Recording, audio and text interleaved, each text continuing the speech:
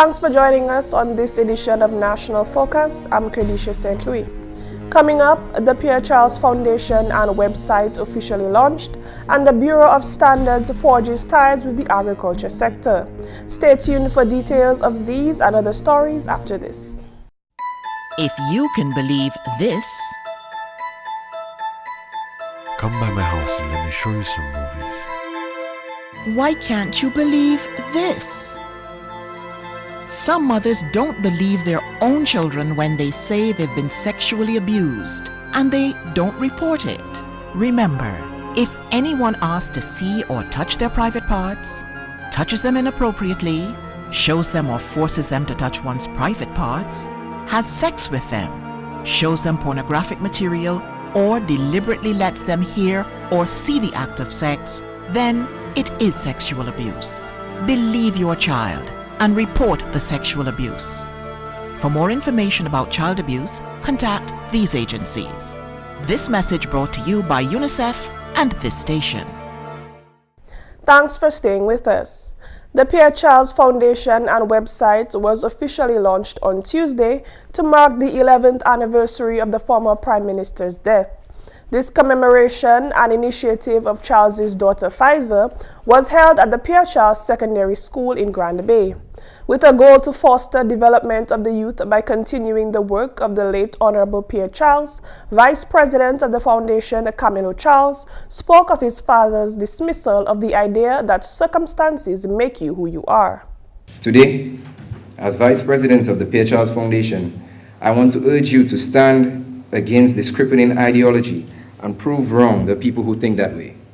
While circumstances may influence our thoughts and feelings, we cannot let it dictate who we are or who we become.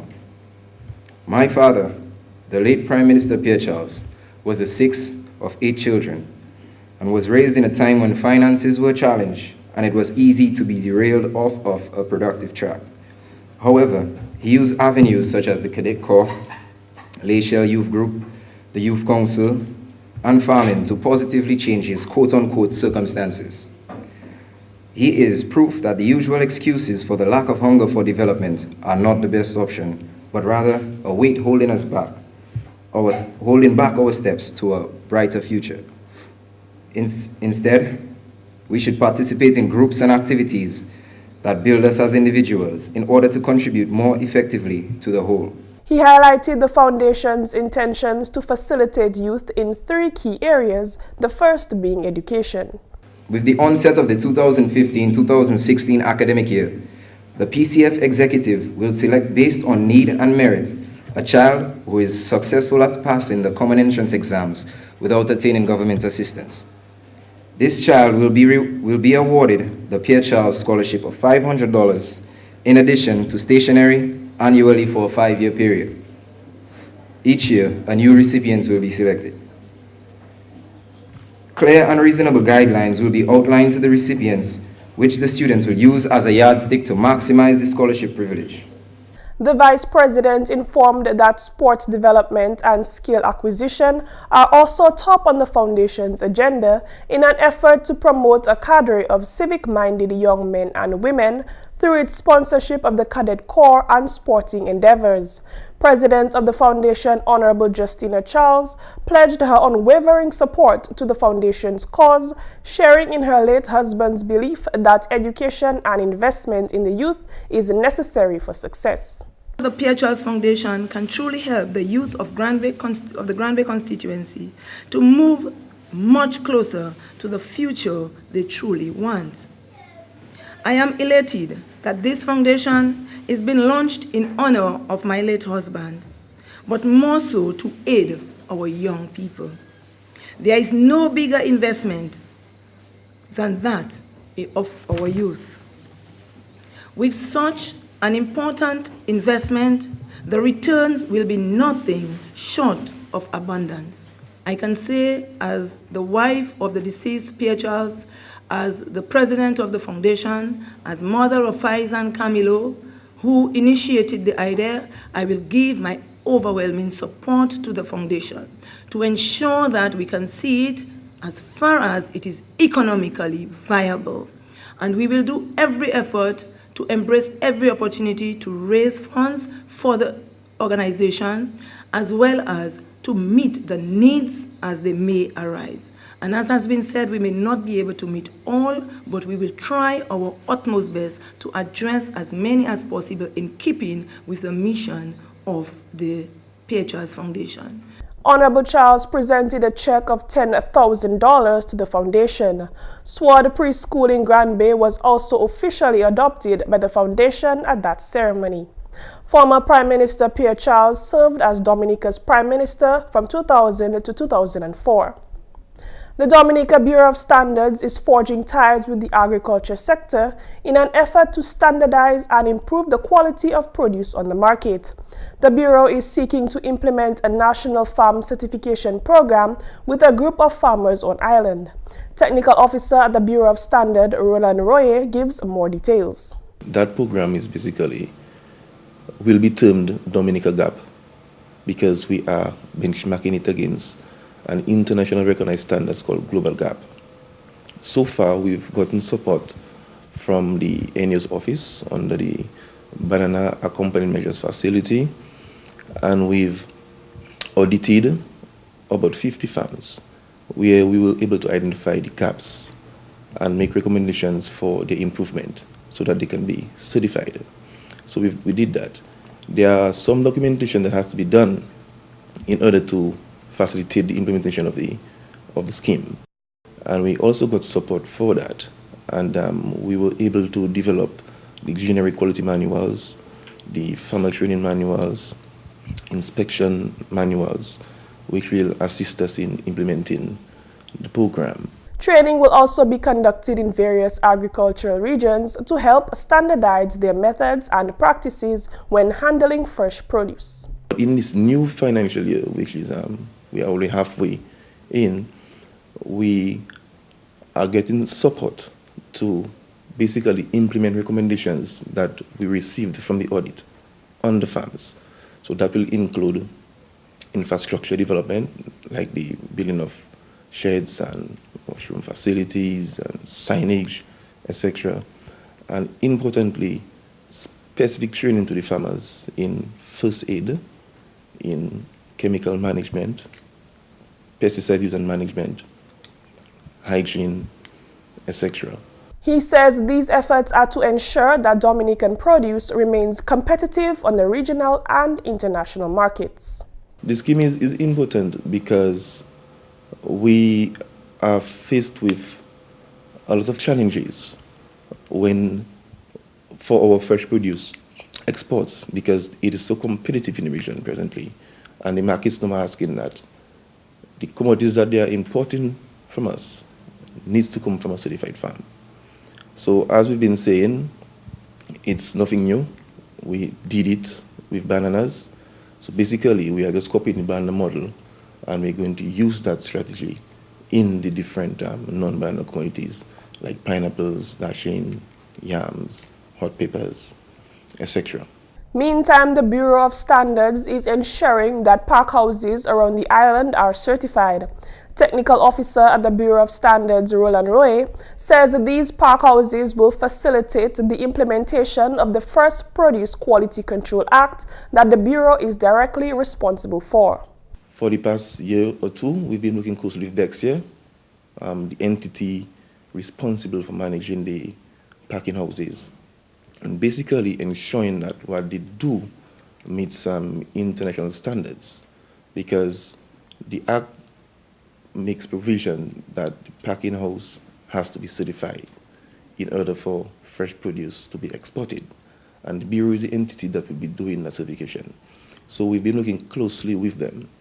We've assisted them in doing study tours. We've been to Belize, where we understudied certified packing houses, so we could get a first-hand view as to what, first-hand appreciation as to what it looks like and its operation.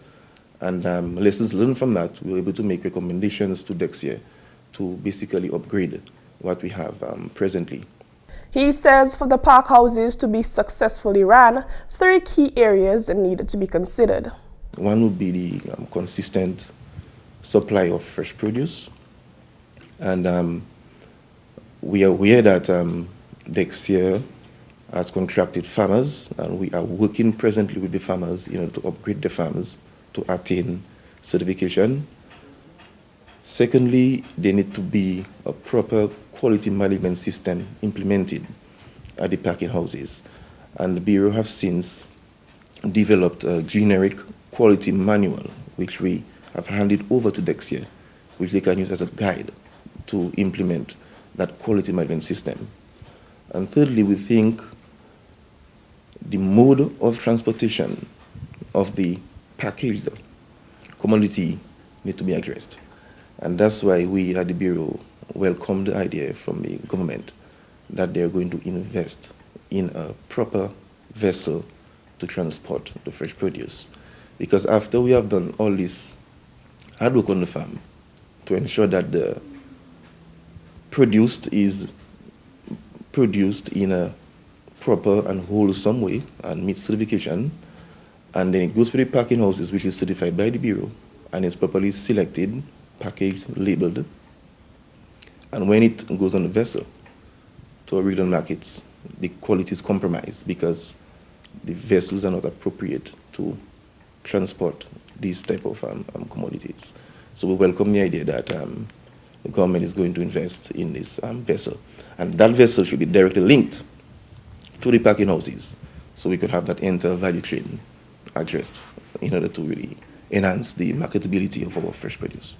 Over $745,000 was approved by the Caribbean Development Bank in 2014 to develop 2 pack houses on island, one in Roseau and the other in Portsmouth. The Honorable Minister for Education and Human Resource Development, Peter Seja, has reaffirmed the government's mantra to provide universal access to high-quality education for all nationals. In an interview with the GIS News on Wednesday, the Honorable Minister highlighted his ministry's ability to initiate this goal in its previous term, primarily within the early childhood education sector. We set ourselves the lofty goal of achieving 100% access to early childhood development. We were able to achieve not 100%, but realistically, we passed the 65% mark. We established a number of facilities around the island, and one of the vehicles that we used was to use what we considered as dead space at our primary schools and create new facilities that meet the standards. We focused also on ensuring that within the early childhood sector that we introduced successfully the high scope curriculum. It is one that meets the needs of every child at his level. According to the Honorable Minister, this remains a key priority for his administration. My primary objective is to ensure that we achieve universal access to early childhood education. The process was started 2 years ago, but we still have to achieve 100% access to early childhood. And in this term, we will ensure that within the next 18 months, that the areas that are still deficient in that respect, that we will zoom in on those areas, first of all, by establishing facilities and ensuring that the appropriate structures are put in place to ensure that these children in the various areas get to the facilities. Because it's one thing to do a facility, but it's another thing to ensure that these children actually get there. And we're referring here to early childhood facilities, namely preschools and daycare centers. There are still a few pockets around Dominica where we will touch. Because we believe fundamentally that if we are to take off as a nation, we must begin at the foundational stage. And that even at the foundational stage, we must deliver quality education. So if we must have a quality workforce, it must begin at the foundational stage. Dr. Donald Peters, president of the Dominica State College, believes that education is the key to leading Dominica out of poverty. A recent report from the International Labour Organization, ILO, concurs.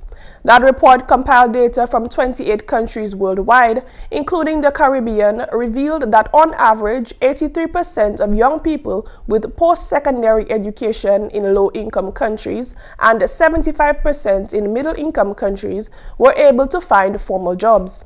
Speaking with the GIS recently, Dr. Peters explained that if Dominicans can catch the vision of the Roosevelt Skerrit-led administration for education, then prosperity will come. Average student going to college, to high school, after their lifetime, that's U.S. figures, throughout their lifetime, they will earn $1.2 million. The person for the post-secondary education will earn twice of that, $2.4 million. That's just working.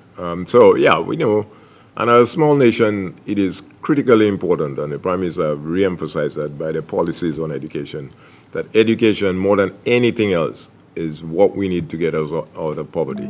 Education. This is the most important value for us in our country. Dr. Peters says one of the watchwords to ensure student success is competency. He says the college is not only interested in awarding degrees, but is interested in producing well-rounded individuals. In the modern world, you can be an A student and still not get the best job. You got to have all the skills. You got to be in the band, you got to be in the debating club. There are a number of things you have to do. And I must say students are taking leadership in this. You know, one of our students is now a senator, and he studied here. So we, and that we can, as a individual working in higher education for years, I know that the students who are going to make it are the students who take part in co-curricular activities. Because they bring two things to the table. They bring their education plus other skills. And before we go, here are a few announcements. Private candidates registered to write the January 2015 CXC examinations are asked to collect their timetables from the local registrar's office during normal office hours. Please be guided accordingly. Residents of the Kulibi Street, Monrachet and environs are invited to the 17th inaugural meeting of the Kulibi Street, Monrachet Village Council today, January 7th, 2015 at 4 p.m. at the Kulibi Street Primary School. Please make every effort to attend and be on time. Coming up, how to save money in 2015. Dominica is blessed with an abundance of water, but getting it to your home is an expensive venture. You have a responsibility to conserve water, to use it wisely. Remember the old adage, you never miss the water till the well runs dry. Think water, think life. The black Sikatuka fungus can survive on banana and plantain leaves even after they have been cut from the tree. Farmers and hucksters are encouraged to use alternate cushioning material when moving produce from farm to the market. Do not use banana and plantain leaves as cushioning. It is against the law to move banana and plantain trash from the field. Obey the law and stop the spread of black Sikatuka today.